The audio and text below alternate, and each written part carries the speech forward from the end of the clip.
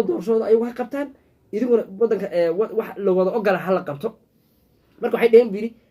doorashada anagu aan rabnaa Soomaaliya 2026 ka dhici doonta mid waxay noqon doontaa inay beesho ay saddex qof keento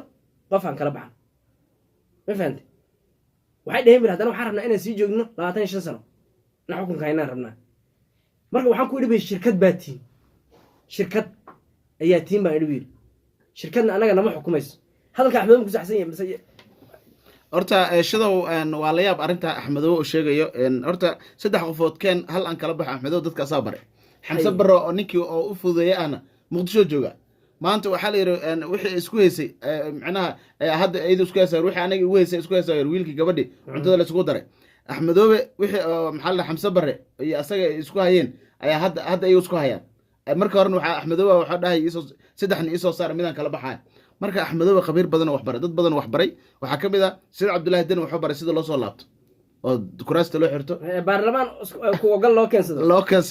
keensado waa isdoor 5 sano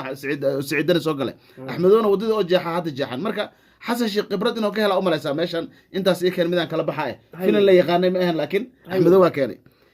المهم nimankan waxay isku haystaan siyaasadda nin walba sidoo ku soo laabala Axmedow wuxuu rabaa 5 sano kale inuu joogo oo ku jiito cidna oo san hadlin haddii 5 sano loo ogolaadana inuu asagu yiraahdo aniga haddii rab doorasho qof kula qaban karaa marba dashinteeda hela wax kala dan kama leeyahay 5 sano ay daran xashiqna wuxuu leeyahay haddii adiga ay 5 sano ku jiidato aniga 5 waxa way doorashada qof cod way dhamaanaysaa way fashilme marka labadooda laba meel fog kala joogan laba darbi oo la isu keeni karna kala dhageeyeen markaan waxa isleeyahay Axmedow wadadiisa saxda ah oo hadda oo jeexday waa inuu 5 sano joogo xasan sheekhna waa inuu ka hortago wixii ka soo baxaan ogaan doona labadooda nin walba waxa way darbi gooni isku dhajiyay nin walba madax ciid ka ceshana Axmedow wuxuu qabateynta culeys saarna uu ka hadlaya haddana waxa way wuxuu leeyahay ana wax soo qabanaa lama soo qaban karo Axmed wuxuu yiri horta wuxuu yiri soo qabashadii maxkamadda ay sheegtay yiri dawladda markii hore waxay khaladka ayada iska lahayd bin su'aasha loo waxay ahayd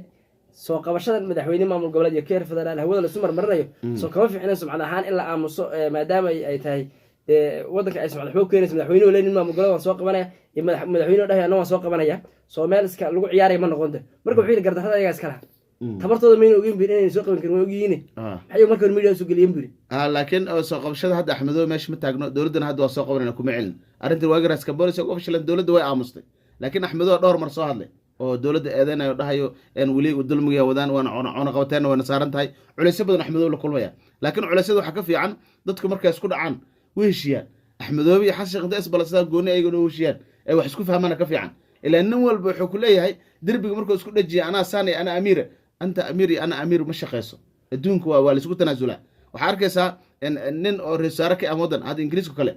Theresa May naagta dhahay wax yareysay waxba ka qaldamay way saacadisay adduunku waxa la rabaa sumcad inay raasito mugta reesaare ama madaxweyne wax ka qaldamayaan ama baarlamaanka maxaa la yiraahdaa waxba ka fashilmay marka wixii waxa la rabaa inaa ka dhamaan karto laakiin ana taaga Soomaalida iyo Afrikaanka waxa lagu yaqaan Robert Mugabe ma qasan haystay Zimbabwe adduunku waxa way Museveni ma qoysta waxaan dictatornimada la ma shaqeyso afwarki Ismaaciil Umar Gale ma qeysta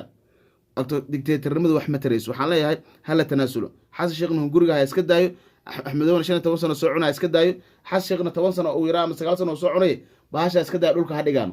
Soomaalida kale waxa u hambayaan marka Axmedow iyo dawladda khilaafkooda soo moodid hadda inuu si karar qaatay oo kuleel badan uu jiro Soomaalida dhigi karo hadda kuleel uu jiraa waxa yeelayo markii Jubbaland laga joojiyay dhaqaalaha billaha la siin jiray maxaa la yiraahdaa miisaaniyadda kabka la yiraahdo dawladdu meel ku xanibtay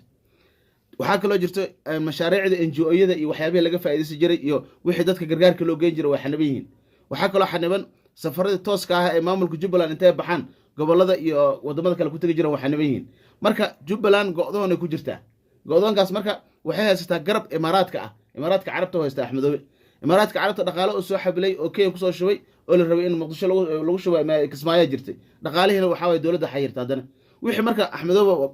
waxa way kabta la gashtay qof kabta marka la gashtana kuleel uu dareemaya Axmedow marka aan waxaan dhihi lahaa hadda wixii ka dambeeya asaga xashiq toos ah isku hadlaan oo dhawarniyo baasha dhulka aan dhigno aan isku imaano taas ku fiican tahay haddii la heli karana Axmedow iyo xashiq meesha hal dhaafiyo laba qof oo kale oo fresh ah hala keeno ama Soomaaliya wareerin aad iyo aad baad u mahadsan tahay goonigow Axmedow waraysigiisii intaas yaan ku gabagabeynay waxyaabihii ugu muhiimsanaa uu ka hadlay